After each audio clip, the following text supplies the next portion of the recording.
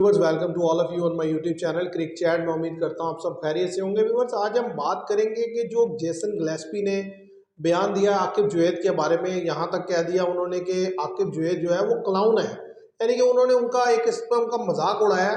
और इसके ऊपर सारा जो मीडिया है ज़ाहिर है उसके ऊपर डिस्कशन हो रही है कि उनको इस तरह के अल्फाज इस्तेमाल नहीं करने चाहिए। लेकिन असल बात जो सोचने की है वो ये है कि आया ऐसी नौबत आती क्यों है कि इस हद तक जाकर कोई फॉरेन कोच आपके बारे में बात करे।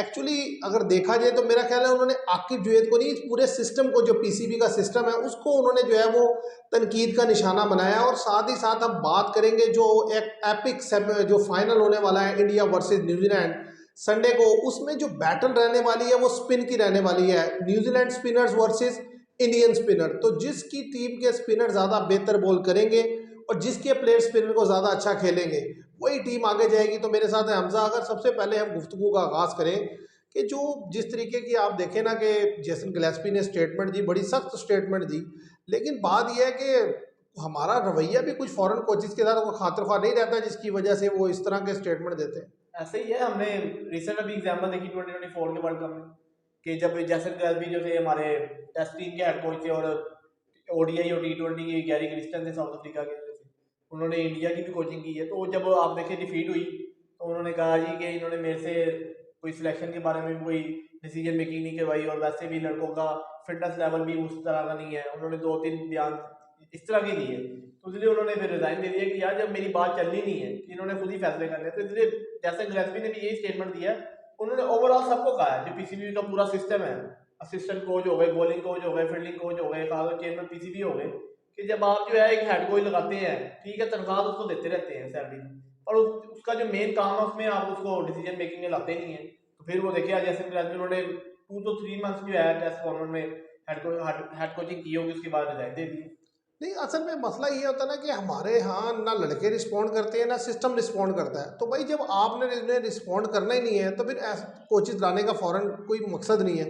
आप देखें ना 2024 के वर्ल्ड कप के बाद गैरी क्रिस्टन ने रिपोर्ट बनाई थी जिसमें उन्होंने बताया था कि भाई कौन कौन से लड़कों का क्या बिहेवियर रहा, जो है वो जब वो बैठते थे तो किस तरीके से बिहेव करते थे, ग्राउंड में कैसे खेलते थे, किसकी बॉडी लैंग्वेज क्या थी, कौन सपोर्टिव था, कौन जो है वो ज़्यादा प्रॉब्लमेटिक था। एक एक चीज़ उन्होंने लिख के दी। जब उसके ऊपर कोई काम ही नहीं हुआ तो डेफिनेटली उन्होंने फिर जो है ना वो डिज़ाइन ही करना था। अच्छा, होता यह है कि हम फिर अगले पे कीचड़ उछाल के ना शो ऐसे करवाते हैं कि उसकी गलती थी कि जी वो तो यहाँ आते नहीं थे, ये मसला था, वो मसला था। असल बात यह है कि जो असल चीज़ थी कि भाई जब उन्होंने देखा कि भाई एक रिपोर्ट आपको बना के दी और उसके ऊपर किसी की कानों पर जू तक नहीं रेंगी और आप उसके ऊपर कोई डिसीजन लेने के लिए तैयार ही नहीं है, किसी के खिलाफ एक्शन नहीं हुआ, तो ठीक है। तो अब जो कोच है कम से कम जाहिर है जो डिलीवर करने के लिए आएगा, जो सैलरी के लिए नहीं आएगा वो तो रिजाइन करेगा ही करेगा ना। वो देखेगा कि यार मुझे पैसे तो दे रहे हैं लेकिन जाहिर है ना मुझे कुछ डिसीजन मेकिंग में इन्वॉल्व करते हैं, ठीक है, ना मेरी कोई बात सुनी जाती है, टीम का रिजल्ट आ रहा ठीक है, अच्छा ना मेरा कोई मशवरा माना जा रहा है। तो जब मेरी कोई बात ही नहीं हो रही तो फिर मैंने इधर कोच रह कर या क्या करना है। तो इसीलिए दोनों कोच देखो लगे भी जल्दी में और गए भी जल्दी में। हाँ जी। और जेसन गिलेस्पी आप देख लेंगे अभी तक वो किसी और टीम के हमें नहीं पता चला कि किसी और टीम की उन्होंने कोचिंग की हो। बड़ी बात है उन्होंने पाकिस्तान की कोचिंग एक्सेप्ट की। देखिए वो डोमेस्टिक सर्किट में ऑस्ट्रेलिया की करते हैं कोचिंग, ठीक है, उन्होंने पाकिस्तान ने उन्हें रिक्वेस्ट की, वो एग्री करके। देखिए उनके बारे में एक बात तो मानने वाली है कि बॉलर तो वो आउट क्लास थे, नो डाउट, ठीक है। अब असल मसला ये है कि हमारे लड़कों की जो टेंडेंसी है ना वो ये है कि ये अपने आप को इतना बड़ा स्टार समझते हैं, ये किसी की कोई बात सुनने के लिए तैयार नहीं होते। और राशिद लतीफ़ साहब बात कर रहे थे या कोई और बैठा बात कर रहा था, वो ये कह रहा था कि भाई जब कोई फॉरेन कोच आता है ना तो वो इन्हें क्या करता है, इनके कंफर्ट जोन से बाहर लेकर आता है। वो कहता है कि यार आप ये ज़ाहिर है अगर किसी शख्स की कोई एरियाज वीक है तो वो कहेगा यार इसकी प्रैक्टिस करो, फिटनेस ठीक नहीं है तो वो कहेगा ये करो यार ताकि आपकी फिटनेस इंप्रूव हो। हमारे लड़के फिर उसे रिस्पॉन्ड नहीं करते, हमारे लड़के इन बातों पे गुस्सा करते हैं और फिर जाके जो है ना उसके खिलाफ लॉबिंग करनी शुरू कर देते हैं, ठीक है।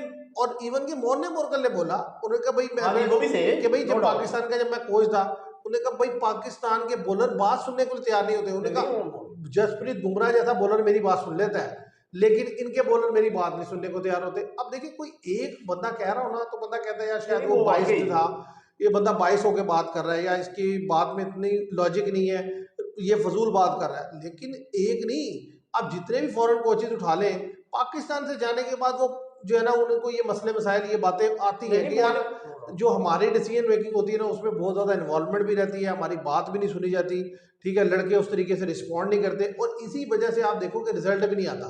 बात यह है कि हमारे यहाँ जो लड़के हैं ना वो क्या होता है मैनेजमेंट से ऊपर चले जाते हैं।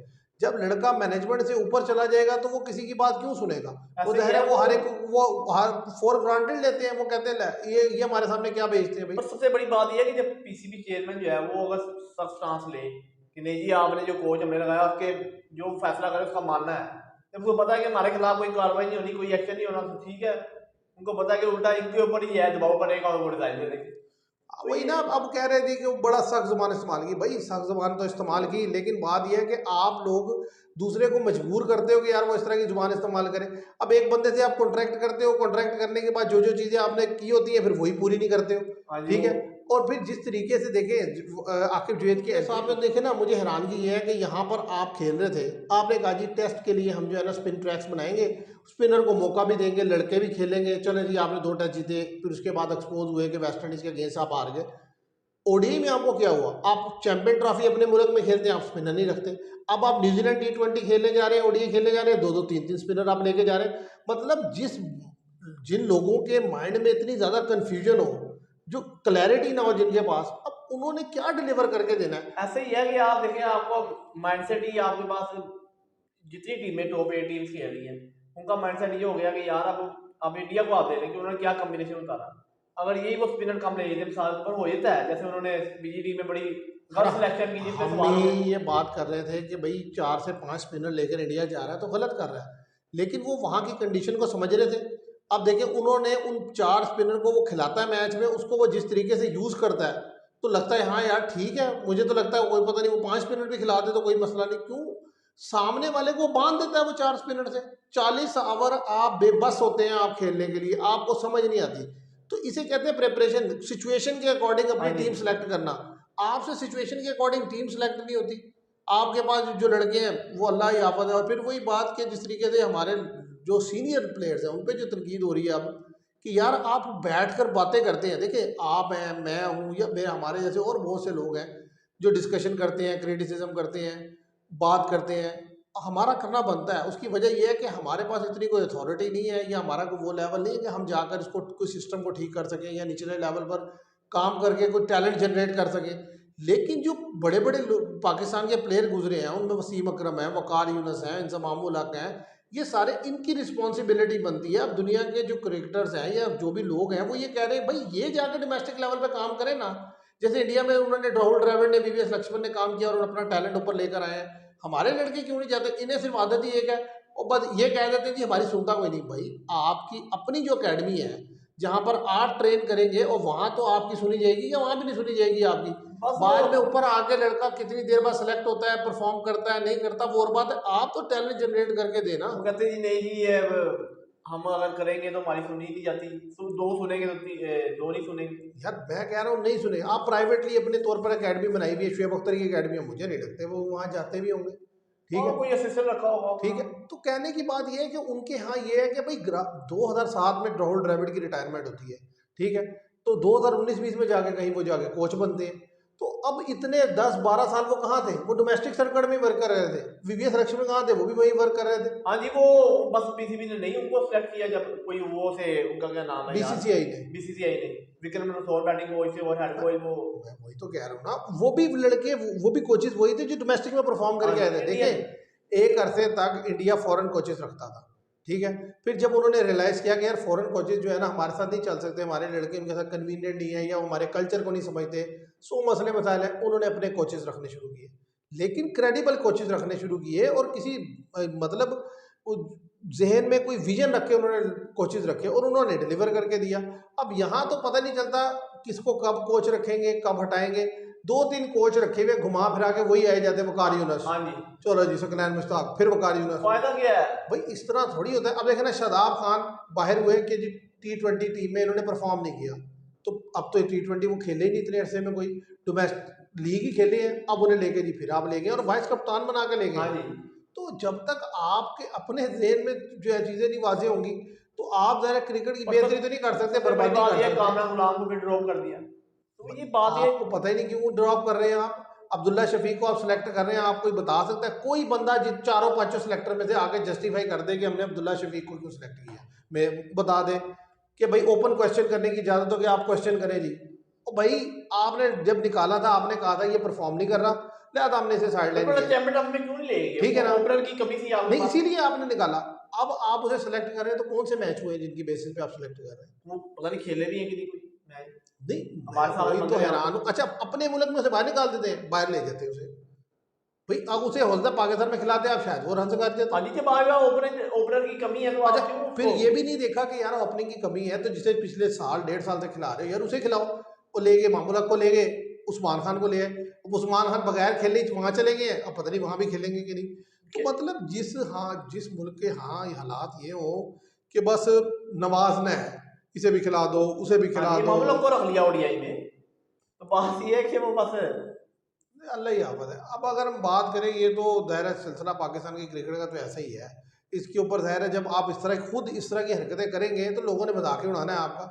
आप खुद सीरियस नहीं है अपनी गेम के बारे में, अपने खेल के बारे में, अपने मुल्क के बारे में, तो फिर ज़ाहिर है अगलों ने तो मजाक उड़ाना ही। अगर हम बात करें जो संडे को मैच होने जा रहा है इंडिया वर्सेज न्यूजीलैंड, जैसे कि आप जानते हैं कि स्पिन का बोल बाला रहेगा, और पिछले मैचेस में भी हमने देखा कि 4 स्पिनर इंडिया खिलाता है और 3 से 4 स्पिनर भी न्यूजीलैंड यूज़ करेगा। न्यूजीलैंड अगर 25 से 30 ओवर स्पिनर से करवाएगा तो इंडिया 35 से 40 ओवर स्पिनर से करवा लेगा, और ज़रा बैटल स्पिनर की होने वाली है।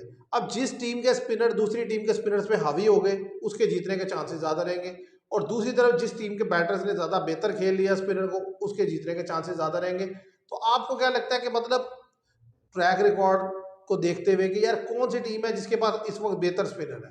वो इंडिया ही है नो डाउट, पर मेरा ये कहना है कि न्यूजीलैंड के बाद बेहतर स्पिनर है, क्योंकि दो ही टीम जो है चैंपियन ट्रॉफी में बेहतर खेलती हुई दिखाई दी, और उन दोनों का फाइनल है। तमाम एनालिस्ट बात कर रहे हैं कि न्यूजीलैंड और इंडिया डिजर्व करती थी फाइनल। बाकी आप देख लें कोई टीम भी जो है, पाकिस्तान पहला मैच हार के बाहर हो गई, 2 मैच हार के। साउथ अफ्रीका बेहतर खेली कि 1 मैच में उनकी वॉश आउट हो गया, अफगानिस्तान के खिलाफ उन्होंने अच्छी जीत। इंग्लैंड बिल्कुल ही जो है बेबस दिखाई दिया, तो इसलिए ऑस्ट्रेलिया उनके 2 मैच वॉश आउट हो गए, तो वो भी बेचारे जो है वो सेमीफाइनल फिर भी उन्होंने फाइट की कुछ। तो इसलिए ये है कि 2 टीमें डिजर्व करती तो फाइनल में आ गई हैं। अब ये है कि इंडिया का कम्बिनेशन ज़्यादा बेहतर दिखाई देता है, नो डाउट। न्यूजीलैंड के बाद स्पिनर बेहतर है, एक स्पिनर तो उनका प्रीमियर बेहतर है, मिचेल सैंटनर।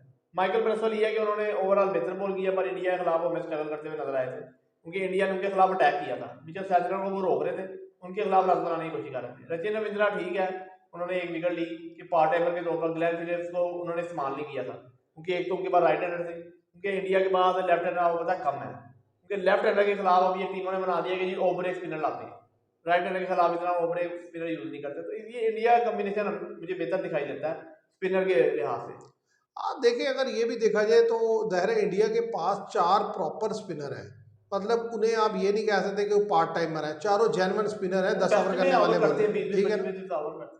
जो न्यूजीलैंड के पास है उनमें अगर आप 2 स्पिनर कहें कि भाई जो सैंथनर है, ब्रेसवेल है, ये तो जेन्युइन स्पिनर है। बाकी जो रचिन रविंद्र है, ग्लेन फिलिप्स है, इन्हें आप पार्ट टाइमर ही कह सकते हैं। तो न्यूजीलैंड के पास कहीं ना कहीं जो ऑप्शन है स्पिन डिपार्टमेंट में वो 25 से 30 ओवर करने का है। लेकिन आप अगर इसको इस तरीके से देखें कि फिर न्यूजीलैंड को स्लाइट है, चाहे फास्ट बॉलिंग में तो देंगे ना कि फास्ट बॉलिंग उनकी कदरें बेहतर है इंडिया से। हाँ जी, जैसे मैटर एंट्री कह रहे हैं अभी ज़्यादा चांस है कि शायद अवेलेबल होंगे, अभी डाउट में ही है कुछ के उनके कोच ने कहा गया कि जी ठीक है उनको 2 ओवर कराने आए, तो इसलिए हम हैफुल हैं कि वो बेहतर हो जाएगी। तो विलियम रोडके होंगे, वो फास्ट बॉलिंग उनकी बेहतर है नो डाउट। और मेरा ये कहना है कि आप देखिए मिचेल मैट हेनरी ने 5 विकेट ली थी लीग मैच में, इसमें 2 शानदार के आए थे, एक वो जडेजा का आपने देखा विलियमसन ने जो पकड़ा, और एक विराट कोहली का जो पकड़ा, और बाकी उन्होंने एक नीचे से आउट किया। तो ठीक है ओवरऑल वैसे तो उन्होंने 40+ रन दिए थे, और वही 5 विकेट ले गए थे क्रूशियल, तो इसलिए इंडिया को डिस्ट्रिक्ट कर लिया उन्होंने 250 तक। तो बाकी बॉलर जो हैं वो जरा स्ट्रगल करते हुए नजर है, फिर भी फास्ट बॉलिंग उनकी बेहतर है, क्योंकि इंडिया जो है अपने स्पिनर के पूरा जा रहा है कि आप देखिए हार्दिक पांड्या वो बेहतर बॉल करते हैं, मोहम्मद शामी जिस रिदम में इंडिया का जो सबसे बड़ा ट्रम्प कार्ड है ना वो है वरुण चक्रवर्ती, क्योंकि देखिए बाकी स्पिनर्स तो ऐसे हैं जिनको बहुत दफ़ा खेला है न्यूजीलैंड ने, ठीक है, टेस्ट में खेला है, T20 में खेला है, ODI में खेला है, लंबे अरसे की ज़ाहिर गेम आज से तो नहीं खेल रहे ना, जडेजा को 10-15 साल हो गए खेलते हुए, अक्षर पटेल 5-6 साल से खेल रहे हैं, ठीक है, कुलदीप यादव 5-7 साल से खेल रहे हैं। अब ये सारे बॉलर बहुत दफ़ा खेले गए हैं, तो कहीं ना कहीं जो बैटर होते हैं तंग तो होते हैं अच्छे बॉलर के, लेकिन खेल लेते हैं। लेकिन वरुण चक्रवर्ती एक ऐसा कार्ड है इंडिया के पास जो कि डेफिनेटली उनको फाइनल में भी हेल्प आउट करेगा। वो ये है कि उन्हें इतना ज़्यादा खेला नहीं है, और जिसको इतना ज़्यादा खेला ना और वो हो बॉलर अच्छा तो वो तंग करता है। और फिर वो बॉलर इस तरह के जिस तरह मिस्ट्री स्पिरिट टाइप के हैं, उनको पिक करना बड़ा मुश्किल है। जिस तरीके से न्यूजीलैंड ने 5 विकेट दिए पहले मैच में, वो भी यही मसला हुआ कि न्यूजीलैंड के बैटर उन्हें पिक नहीं कर सके कि बॉल कब अंदर आएगा, कब बाहर निकलेगा, कब वो गुगली कर रहे हैं, कब स्ट्रेटर वन कर रहे हैं। तो जब आप हाथ से रीड नहीं कर पा रहे होते और पिच पे लगने के बाद आप जाते हैं बॉल को खेलने, तो फिर बड़ा मुश्किल होता है, क्योंकि बाद में तो आपको टाइम मिलता है, बाद में टाइम मिलता नहीं, गेंद तेजी से पड़ के अंदर आता है। जैसे ग्लेन फिलिप्स आउट हुए, अब देखिए बॉल पड़ के अंदर आया, उन्हें पता ही नहीं चला पैड पे। मेरा ये कहना है कि शायद कुलदीप यादव की जगह वशिंगटन सुंदर को प्रेफर कर लिया जाए। नहीं, मुझे नहीं लगता, मुझे लगता नहीं है, क्योंकि उसकी वजह पता क्या है, वशिंगटन सुंदर जो भी है बैटिंग में उन्हें जरूर एज देंगे इंडिया को, लेकिन इंडिया की बैटिंग पहले ही बड़ी स्ट्रॉन्ग है। कुलदीप यादव के पास है वैरायटी, सीधी सी बात है, कुलदीप यादव के पास वैरायटी है। जो नीचे के प्लेयर है ना, जो 6, 7, 8, 9, 10 नंबर के प्लेयर हैं, उनको तो वो कच्चा चपाने वाला हिसाब है उनका, वो उनके सामने तो वो सारे बेबस होते हैं। हाँ जी, पर वो मैंने तो सुना आकाश चोपड़ा ने कहा कि शायद जो है कुलदीप यादव जो है उनकी जगह इंडिया सेलेक्ट कर ले, पर वो भी एक वैसे वो एक रीजन अगर मैं देखता हूँ, वो सिर्फ उस सूरत में इंडिया अगर उस तरह से सोचे कि भाई न्यूजीलैंडर के पास तकरीबन 4 से 5 लेफ्ट हैंडेड है, यही रीजन दे, ठीक है, तो वशिंगटन सुंदर ज़ाहिर है ऑफ ब्रेक स्पिनर जो है हेल्पफुल हो सकते हैं वहां पर। और जिस तरीके से जो है वो कुलदीप यादव ने अभी तक कोई खातिर का परफॉर्मेंस नहीं दी इस टूर्नामेंट में, तो उसको देखते हुए हो सकता है कि वो एक और सरप्राइज के तौर पर जो है वशिंगटन सुंदर को ले, तो ये पॉसिबिलिटी है, बिल्कुल है। यही उन्होंने पॉइंट आउट किया कि उनके पास लेफ्ट हैंडर है और कुलदीप यादव जो है कोई नॉर्मल बॉल किया है, ठीक है, जडेजा ने बेहतर बॉल किया, अक्षर पटेल तो नो डाउट नहीं, वो तो बैटिंग से डिलीवर कर रहे हैं, बैट से भी वो कैच वगैरह भी पकड़ लेते हैं एक्सीलेंट, तो इसलिए वो अब देखना कि आपने अगर बैटर में अगर आप देखें ना, न्यूजीलैंड के जो लेफ्ट हैंडेड बैटर हैं, देखें उसमें एक रचिन रविंद्र है, ठीक है, टॉम लेथम है, ब्रेसवेल है, बस, और नीचे मिचेल सैंथर है, तो नीचे ज्यादा प्लेयर है उनके। ऊपर के 5 बैटर में जो है वो कोई खातिर खा उनके पास भी। डेवन कॉनवे मुझे नहीं लगता शायद वो खिलाए, नहीं तो मुझे लगता है देखे ना उनको कंसिस्टेंट खिलाया है, इतने बड़े मैच में खिलाना और फिर उनका परफॉर्म मुश्किल लगता है, ये वाले तो बहुत मुश्किल होता है कि ज्यादा चांस ये है कि आप विलियम से जाएंगे, William right hander, Williamson right hander, Glenn Phillips right hander, Mitchell Santner को तो वो तो आती नहीं है, आप देख रहे हो, मैं वही कह रहा हूं ना, हो गए ये है कि कोई खतरा है आदमी में अगर, लेकिन बस वो ये है कि हाँ बैटिंग आपकी मजीद डेप्थ बढ़ जाएगी। अब ये तो इंडिया ने फैसला करना, बस ज्यादा चांस मैं तो यही कहूंगा कुलदीप से जाएगी, ऐसे ही है। और देखिए जिस मर्जी से आप जाए, सबसे ज्यादा इम्पैक्ट जिसने डालना है, ज्यादा चाहता है वो वरुण चक्रवर्ती, उसने खाली खुद नहीं विकेट लेनी, वो जब जब गेंद करेगा तो दूसरे एंड वाले भी विकेट लेंगे, क्योंकि वो इधर से प्रेशर क्रिएट करेगा, जब रन नहीं बनेगा तो दूसरों को खेलने जाओगे तो वहां विकेट जाएंगी। तो इसलिए जो एज है ना न्यूजीलैंड पे इंडिया को, वो उसमें जो सबसे बड़ा रोल है वो वरुण चक्रवर्ती का, वरना अदरवाइज तो आप देखेंगे इंडियन बैटर्स वाज़ेह तौर पे हमें स्ट्रगल करते हुए दिखाई देते हैं मिचेल सैंथर के अगेंस्ट। वो कई दफ़ा ऐसा हुआ है, एक्सपोज हुए उनके सामने, टेस्ट हो, ओडीआई हो, T20 हो। आप देखें 2019 में उन्होंने विकेट्स निकाले इंडिया के, 2016 में जब T20 मैच हराया इंडिया को, 2019 में तो अब होता है कि मैट हेनरी जो है वो कंडीशन ही ऐसी हो गई थी, जो मैट हेनरी स्पिनर के लिए भी बड़ी जबरदस्त गेंद पड़ा था, बर्मिंघम में हो रहा था मैच, ऐसे ही है, और बड़ा विकेट ली थी उन्होंने। पर फिर भी ये है कि जिस तरह वो अब लीग मैच में खेले मिचेल सैंथर को, तो इसलिए इंडिया को भी पता है कि हमारे पास हमने जिसको काबू करना है वो मिचेल सैंथर ही है, बाकी आप मैंने ओवर ये भी फर्क होता है ना कि आप पहले खेल रहे हैं या सेकंड टाइम खेल रहे थे, पहले खेल कितना चेंज भी होता है, पहले खेल के आपके पास ये क्वेश्चन होता है कि ठीक है यार आप इस बॉलर के अगेंस्ट स्लो खेल लें और दूसरे के अगेंस्ट रन बना लें, लेकिन जब सेकंड टाइम आप खेल रहे होते हैं ना, तो बाद वो प्रेशर जब बिल्ड हो रहा होता है ना, तो फिर आप रिस्क लेते हैं कि यार आप इसको अगर रोकते जाएंगे तो फिर तो बड़ा रन रेट चढ़ जाएगा, फिर ही है मसला, तो उसमें विकेटें जाती हैं। अब देखना ये होगा कि मतलब एक तो पहले पिच नया यूज होता है या यूज्ड पिच इस्तेमाल होता है, ठीक है, फिर बैटिंग कौन पहले करता है, क्योंकि ये ऐसी ट्रिकी पिच है, इस पे ये भी नहीं कह सकते कि आपके भाई 100% जो टीम पहले टॉस जीत के खेल लेगी ना वो जीत जाएगी, ऐसा भी नहीं है, पहले खेलने वाला भी फंस जाता है, बाद में खेलने वाला भी फंस जाता है। हाँ जी, अब इंडिया हमेशा टॉस नहीं जीता, ठीक है, इंडिया लेकिन मैच सारे जीता। हाँ जी, तो ये है कि इंडिया एक ऐसी टीम है कि जिसे ना पहले खेलने से फर्क पड़ रहा है ना बाद में खेलने से फर्क पड़ रहा है, तो इसलिए मैं समझता हूँ ये बैटल है स्पिनर्स की, ठीक है, और वाज़ेह तौर पे हमें इंडिया के स्पिनर आगे नजर आते हैं क्योंकि उसके पास प्रॉपर स्पिनर है। और सबसे बड़ी बात ये है कि ये इधर ड्यू फैक्टर नहीं आ रहा,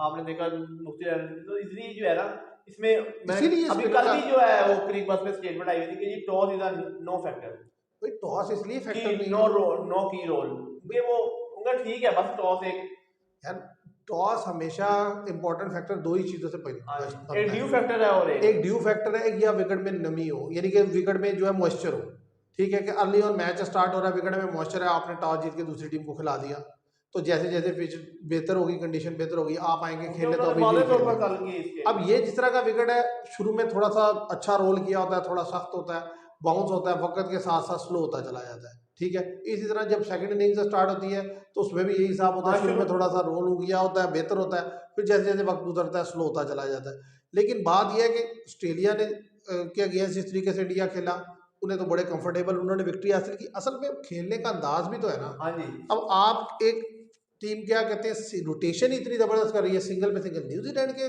पास जो एज है ना, वो उनकी एक्स्ट्रा ऑर्डिनरी फील्डिंग है, कि न्यूजीलैंड एक्स्ट्रा ऑर्डिनरी कैचेस पकड़ता भी है और ग्राउंड में वो जल्दी करके रन नहीं देते। हाँ फील्डिंग तो नो उनके डाउट अगेंस्ट उन्होंने सिंगल निकालना मुश्किल होता है। ऑस्ट्रेलियन के अगेंस्ट मैंने देखा उस दिन जिस तरीके से इंडिया ने सिंगल लिए, मतलब कोई खातिर खा मुझे कोई फील्ड प्लेसिंग नजर नहीं आई, कि मतलब वो जहां चाहते थे खेल के सिंगल ले लेते थे।